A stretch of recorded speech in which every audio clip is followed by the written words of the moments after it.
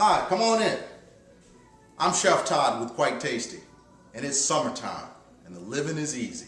And our thoughts go to the backyard, and what else? The backyard grill. Today we're going to show you how to make a backyard favorite, barbecued ribs. Barbecued because it's low and slow. We're actually going to do it on a smoker, rather ingenious smoker called a green egg. I love cooking on my egg, and I think you're going to like it too. We're going to do the ribs. I'm going to show you a special way to prepare them, to season, to clean them, so that you make for your family the best possible ribs there are. Thank you. Okay, so we're back. You've soaked your rib in a mixture of vinegar and water for about an hour, cooled water at room temp. And now you want to go through and you want to clean it. And remember, cleaning the fat is up to you. Some people like it, some people don't. But my thought is, if you don't clean it, you'll eat it. So you get to determine how much unneeded, unwanted fat you ingest. Now I've kind of speeded this process up by starting a little bit ahead, but we do have some pieces here to give you an idea of what we're talking about taking off the rib. Once we've done that, you want to get your mixture of rub. Now there's two schools of thought. There's those that like rub and those that don't. I actually like a rub and I make my own rub. And you can too by following these simple instructions. Whatever you decide to measure with, be it a bottle cap, a shot glass, a tablespoon, teaspoon, or a cup, if you follow these specific measurements, you'll have a great rub. All you need is paprika, garlic powder, seasoned salt, cayenne, cumin, and the secret ingredient, I'll tell you, it's cinnamon. So you have 4 measures of paprika, 5 measures of garlic powder, 4 measures of seasoned salt, 2 measures of cayenne, and 1 measure of cumin, and you'll add the cinnamon to taste. And I say add that at the end because you want it to be a hint so that nobody really figures out what it is that makes it different, but that's entirely up to you. So again, that's 4 measures of paprika, 5 of garlic powder, 4 of seasoned salt, 2 of cayenne, and 1 of cumin. Now what I've done is made my own mixture here. As you can see, it's a healthy amount, but I tend to keep it and use it for other things. And I've also put it in a shaker. So we want to just shake this on very liberally. Just get a good coating on the meat on all sides. Just get it going on there real good. All the pieces, especially the small end. Now that small end is going to be important. I want to get that on there real nice and good. I'm going to keep shaking, get all in between here, just like I'm doing now. I want to make sure we season this meat very, very well, on both sides, mind you. And I can turn them over, and we'll go for the back side. Now, once this is done, now we come to the second secret of making great backyard ribs. And especially if you've got a smoker, I'm partial to the green egg, as many of you already know. But the secret is we've got 2 ends of the rib. We've got a large end, which requires more time on the grill. Then you've got a small end that's very tender, requires less time on the grill. But how do you do that? And get it to come out right? Because if I cook it long enough to cook the large end, then the small end's likely to be overcooked and tough. And vice versa, if I cook it such that the small end is good, my large end is probably not going to be cooked as well and maybe a little raw. I was told this by a very old gentleman, an old cook, and I tend to believe that old people know stuff.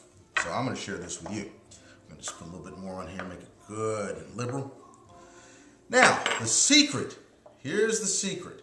I want to take my small end and I want to roll it into my large end, just like this.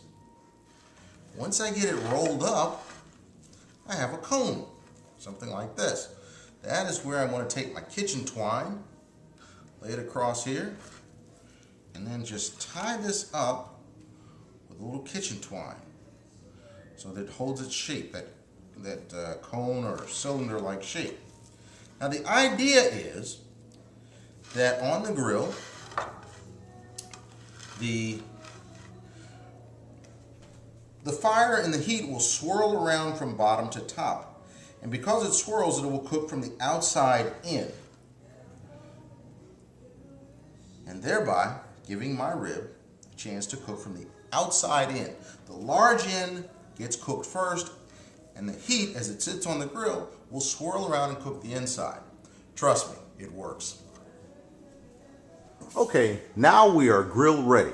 What you're looking at are cleaned, marinated, seasoned, and rolled ribs. They're rolled small end, inside large end, and tied with kitchen twine. They'll sit on the grill just like you see them there. And we'll come back and check them in, say 2.5 to 3, maybe 3.5 hours. Okay, now we're going out to check on them. We're out at the Big Green Egg, and we're right about where it needs to be. About 225, 230. Let's check them out. There are our boys, standing up and wrapped, just waiting to finish the cooking process. Now this is the hard part, staying alert for the whole 2.5 to 3 hours, sometimes 3.5 hours it's going to take to do a great job on those ribs. I'll be back soon. Now for that sauce. Some folks like sauce, some don't. For those that do, here's a great sauce and a real cool shortcut.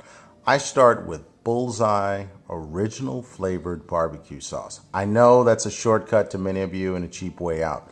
But listen, I got to tell you, if you start with this barbecue sauce and you add a 1/2 cup of Jack Daniel's Tennessee sipping whiskey and about a 1/4 cup of vinegar, and then you can add your cayenne pepper to taste.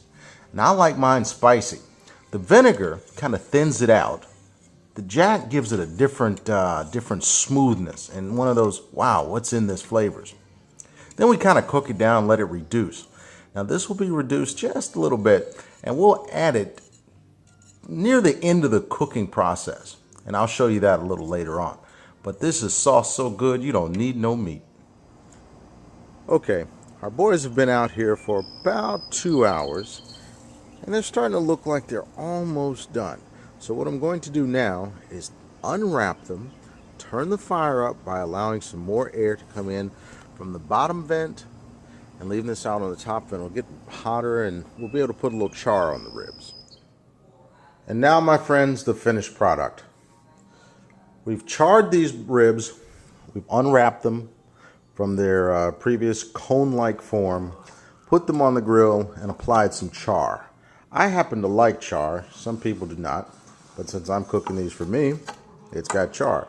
Now this one here is our unrubbed rib, and this of course is our rubbed rib with char as well.